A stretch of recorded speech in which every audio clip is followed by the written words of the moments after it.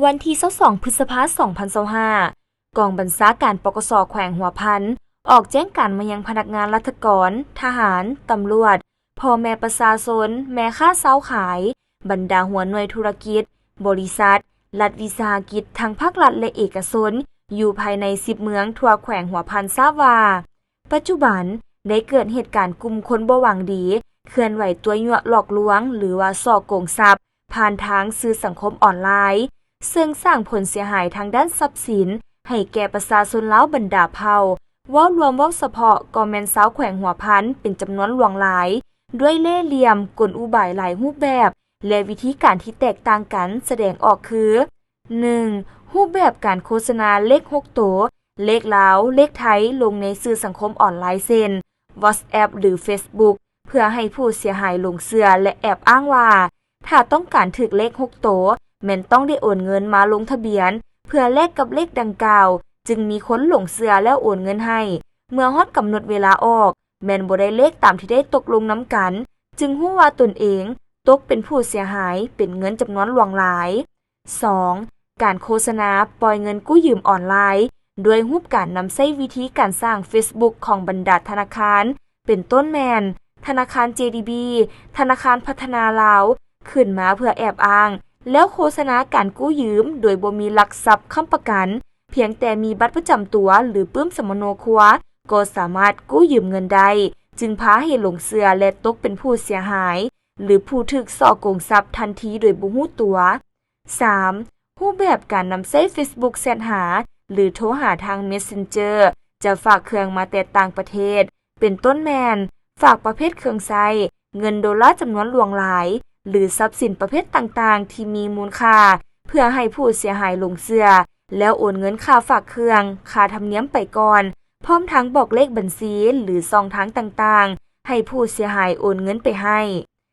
4. รูปแบบการแฮ็ก Facebook หรือนำใช้รูปแบบหน้า Facebook ของบุคคลอื่นเพื่อเป็นเครื่องมือในการหลอกลวงส่อโกงด้วยการส่งข้อความไปขอกู้ยืมเงินนำเพื่อนใน Facebook ครอบครัว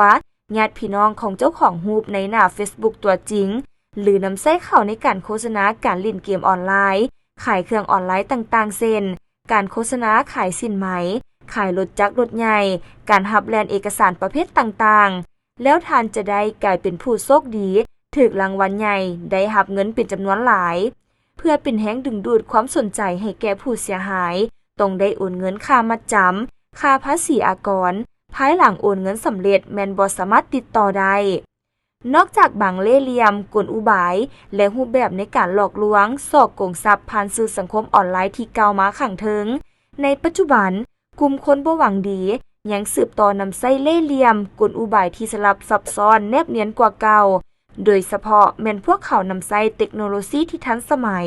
จัดตั้งเป็นกลุ่มแก๊งคอลเซ็นเตอร์และอื่นๆเพื่อตัวยั่วหลอกลวงเอาเงินทรัพย์สินนำพ่อแม่ประชาชนนับมือยิ่งเป็นอันตรายกว่าเก่า 5. มาตรการจัดตั้งปฏิบัติภายหลังได้รับแจ้งการฉบับนี้แล้วมอบให้กองบัญชาการปกส10เมืองเป็นเจ้าการในการประสานสมทบกับการนำเมืองห้องการอ้อมข้างเมืองของตนจัดตั้งเผยแพร่ผันขยายเสื่อมซึมให้ทั่วถึงนับแต่ขันเมืองลงฮอดขันบ้านด้วยหลายช่องทางเป็นต้นแมนโทรโคงวิทยุกระจายเสียงกรณีพบเห็นหรือตกเป็นผู้เสียหายถูกตัวยั่วหลอกลวงส่อโกงทรัพย์ผ่านสื่อสังคมออนไลน์แม้นให้บรรดาท่านเข้ามาแจ้งความต่อเจ้าหน้าที่ปกสเมืองของตนเพื่อรายงานขอทิศซี่น้ำจากปกสแขวงหัวพัน